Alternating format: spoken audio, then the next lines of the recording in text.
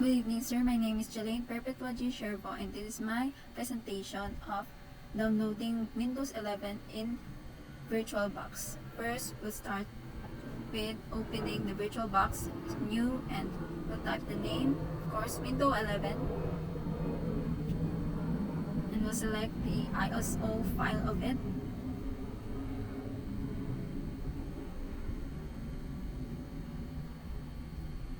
Select the install. We'll type our username, password, repeat password.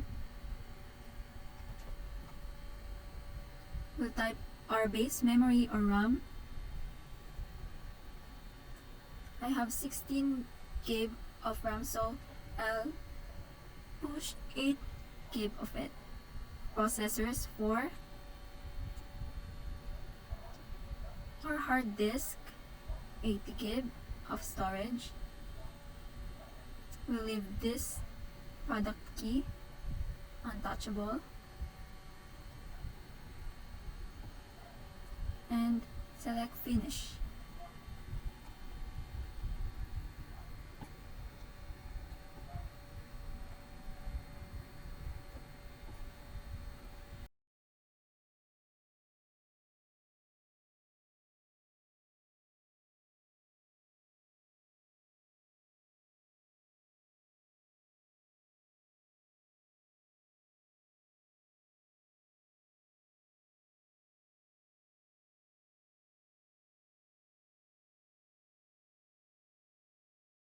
So after that, it'll automatically start up, and let's set up the Windows 11.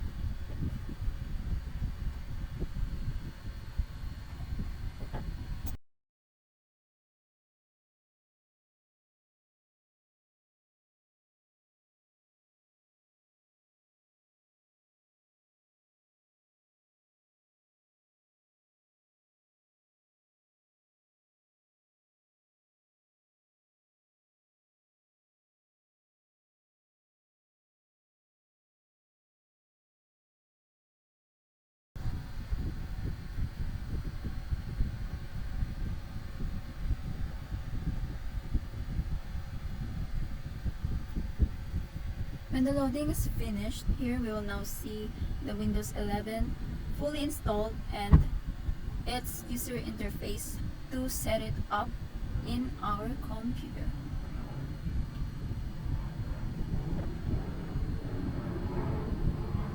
Let's set it up according to our preferences.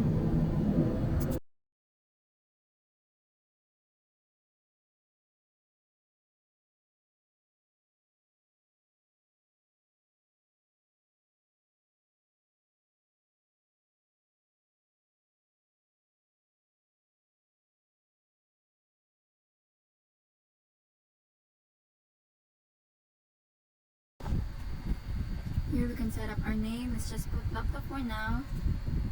Another loading screen.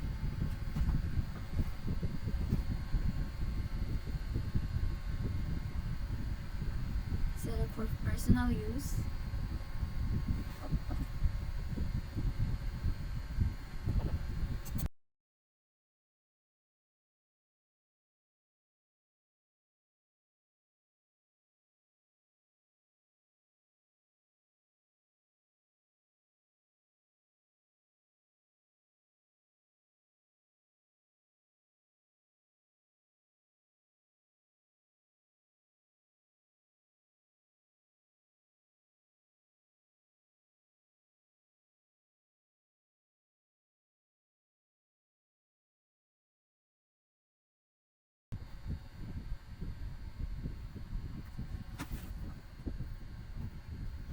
After that, we can now use the Windows 11 in our VirtualBox by using it as a virtual machine. Now that I have demonstrated how to create a new virtual machine and install an operating system to Windows 11, I will now demonstrate how to increase or decrease the amount of memory or RAM allocated in the virtual machine. The next second is to demonstrate how to increase or decrease the virtual hard disk size.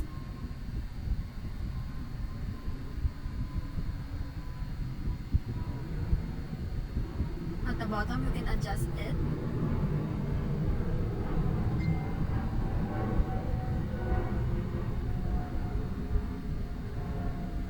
The next second, I will show you how to enable or disable the virtual machine's network adapter. Here you can just turn it on and off.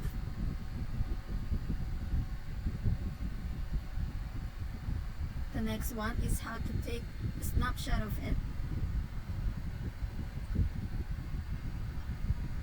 I tried opening my virtual machine but it crashes, so for now I'll just take a snapshot of it there in the new. You can just have it there, and you can see here the current state snapshot of your virtual machine.